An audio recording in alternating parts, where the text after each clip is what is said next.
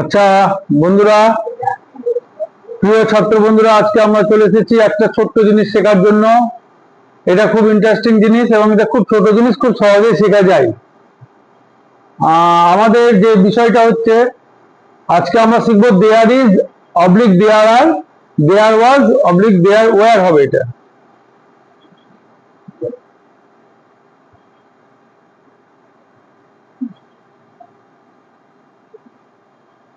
There were ভালো করে লিখি।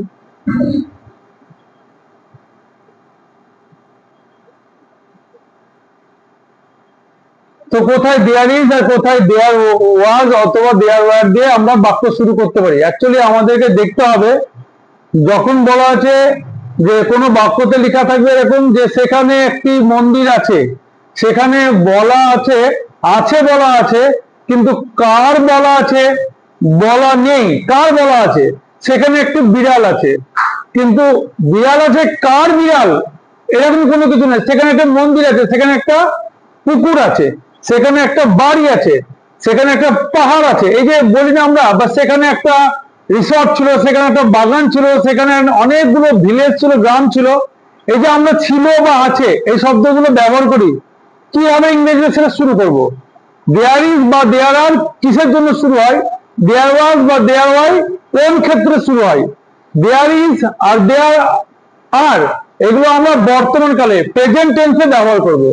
যদি বলি আমি সেখানে একটি মন্দির আছে, সেখানে একটি পাখি আছে, তাহলে এটা আমাদের প্রেজেন্ট টেন্স, আছে, এখনো আছে।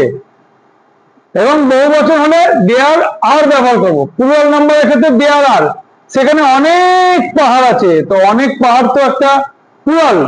তাহলে প্রেজেন্ট টেন্স হলে আমরা দেয়ার ইজ বা দেয়ার আর দিয়ে শুরু করব, আর পাস্ট টেন্স হলে আমরা শুরু করব দেয়ার ওয়াজ অথবা দেয়ার ওয়্যার দিয়ে শুরু করব।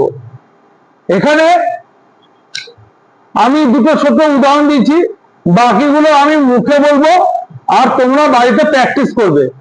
যদি আমি দেখি বলা আছে কিন্তু কার বলা নেই, তাহলে দেয়ার ইজ বা দেয়ার আর দিয়ে শুরু হবে। যদি দেখি ছিল বলা আছে কিন্তু কার ছিল বলা নেই, তাহলে সেখানে আমরা শুরু করব দেয়ার ওয়াজ বা দেয়ার ওয়্যার দিয়ে শুরু করব আমরা। একটা ছোট উদাহরণ দিচ্ছি, সেখানে একটি মন্দির আছে, সেখানে একটা মন্দির আছে, দেয়ার ইজ এ টেম্পল। সেখানে পুরীতে একটি মন্দির আছে, তো there is a temple in Puri. সেখানে অনেক পাহাড় আছে, দেয়ার আর পাহাড়ের জায়গায় টেম্পল লিখে দিচ্ছি, এটা দিন হবে।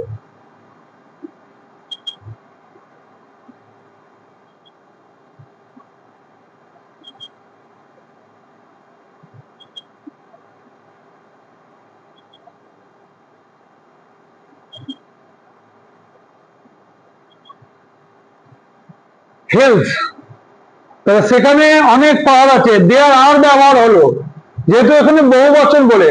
আর এখানে একটি মন্দির ছিল, একটি মন্দিরের জন্য এখানে ইজ ব্যবহার করেছি। ঠিক ওই একই রকম সেখানে একটি পুকুর ছিল, এটা পাস্ট টেন্স। এই পাস্ট টেন্সের জন্য দেয়ার ওয়াজ দিয়ে শুরু করলাম, দেয়ার ইজ দিয়ে শুরু করিনি।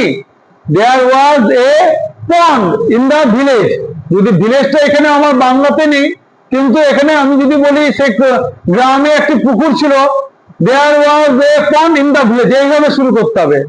যদি বলি সেখানে অনেকগুলো বই ছিল লাইব্রেরিতে, লাইব্রেরি কথাটা আমি বাংলাতে লিখিনি, তোমরা লিখতেই পারো, তাহলে দেয়ার ওয়্যার মেনি বুকস, ছিল বলা আছে, কার ছিল বলা নেই, অনেকগুলো বই, তার জন্য এখানে ওয়্যার ব্যবহার করেছি। আর একটি পুকুর ছিল, এটা একটি পুকুরের জন্য আমরা ওয়াজ ব্যবহার করেছি। তো এইটাই ছিল আমাদের দেয়ার ওয়াজ বা দেয়ার ওয়্যারের ব্যবহার, কিভাবে ব্যবহার করতে হবে দেয়ার ওয়াজ বা দেয়ার ওয়্যার। তো আমরা এই ছোট্ট শর্ট পিরিয়ডে আমরা শিখলাম কিভাবে দেয়ার ওয়াজ আর দেয়ার ওয়্যার ব্যবহার করতে হবে। ছিল বলা আছে, কার ছিল বলা নেই। এবার যদি আমরা উদাহরণস্বরূপ ধরি, সেখানে একটি বাঘ ছিল, কোথায়? সুন্দরবনে।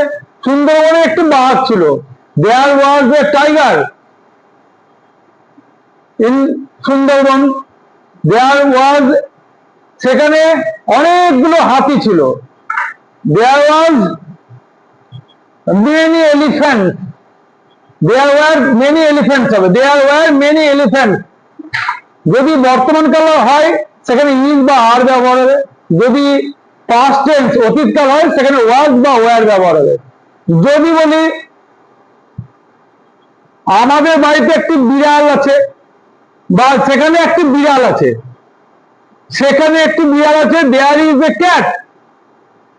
সেখানে অনেকগুলো বিড়াল আছে, দেয়ার ওয়ার মেনি ক্যাটস। সেখানে একটি সিংহ ছিল, সেখানে একটি সিংহ ছিল, দেয়ার ওয়াজ এ লায়ন। সেখানে অনেকগুলো সিংহ ছিল, দেয়ার ওয়ার মেনি লায়ন্স। এইভাবে আমাদেরকে দেয়ার ইজ বা দেয়ার আর বা দেয়ার ওয়াজ বা দেয়ার ওয়ার এর ব্যবহার শিখতে হবে। সকলকে ধন্যবাদ।